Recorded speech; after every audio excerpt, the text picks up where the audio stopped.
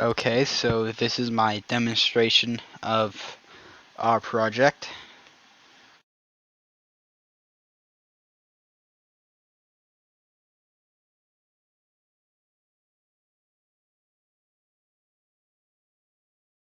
Okay, let's try that again.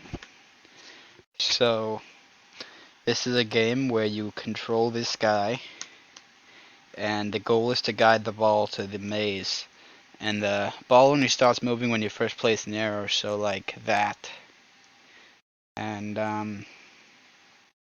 there are 3 levels, and I guess the main challenge is trying to keep ahead of the ball,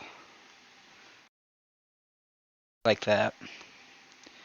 And second level is pretty much like the first one, but the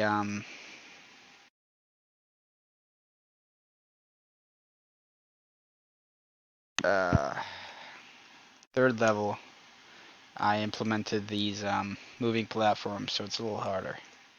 And yeah, that's pretty much it. Once you beat the third level, you win.